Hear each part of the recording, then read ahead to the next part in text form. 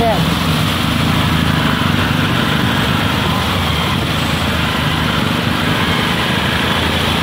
ওর সাবধান দেখবেন যে পানির মধ্যে এমনি চালায় আশপাশে মানুষ আছে না। আজকে রাজধানীতে সারাদিন গুড়ি গুড়ি বৃষ্টি এবং বড় বড় বৃষ্টির কারণে ঢাকা শহর মতিঝিল, আরামবাগ, ফকিরাপুল, কমলাপুর এবং অন্য ঢাকা সিটিতে বিভিন্ন গলিতে মনে হচ্ছে যে এইটা আসলে ঢাকার শহর না, ঢাকার শহর একেবারেই তুলে গেছে। এটা মনে হচ্ছে নদীর মতো পানি, চতুর্দিকে পানি। মানুষ যে কি পরিমাণ ভোগান্তর শিকার হচ্ছে সেটা আপনারা যে ছবিতেই আপনি দেখতে পাচ্ছেন যে আসলে সাধারণ মানুষ কতটা আপনার ক্ষতিগ্রস্ত এবং কতটা দুর্ভোগে পড়ছে।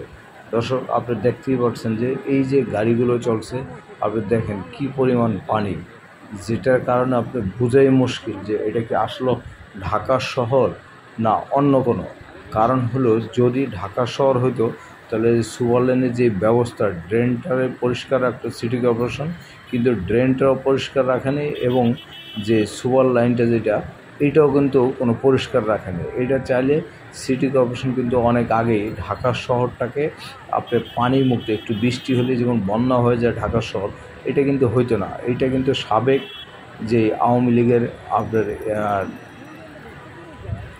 লীগের যে লোকগুলো ছিল এলাকার, তারাও অলরেডি কাজ করেনি। আর সাবেক যে মেয়র তাপস, উনি তো টাকা খাই অলরেডি বস্তা বানায় ফেলছে, কিন্তু কাজের বেলা কিছুই করেনি। সিটি কর্পোরেশনে কোনো এইগুলো দেখার মতো কেউই নেই। কিন্তু আসলে আপনি দেখেন যে সাধারণ মানুষ কি পরিমাণ ভোগান্তর শিকার, যেটা আপনার না দেখলে চোখে, আপনি যতক্ষণ পর্যন্ত গাড়ি না দেখবেন ততক্ষণ পর্যন্ত বলা খুবই মুশকিল যে ঢাকার শহরে কি পরিমাণ একটু বৃষ্টি হলেই জমে যায় পানি আর পানি। ঢাকার শহর মনে হচ্ছে কোথাও একটা বিল অথবা নদী, যে প্রচণ্ড পানি এবং পানির ঢেউটাই আপনি দেখতে পাচ্ছেন। দেখেন ঢেউটা কি, পানির যে স্রোত এবং ঢেউ, দুইটা না দেখলে বিশ্বাসই হবে না যে আপনার এইটা যে ঢাকার শহর। কিন্তু আসলে কি ঢাকার শহর এখন পানির নিচে। আজকের এই একটু বৃষ্টির কারণে পুরো ঢাকার শহরটাই প্রায়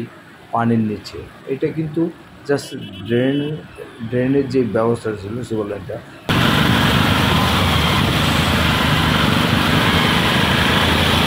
ওর সাবধান দেখবেন যে পানির মধ্যে এমনি চালায় আশপাশে মানুষ আছে না।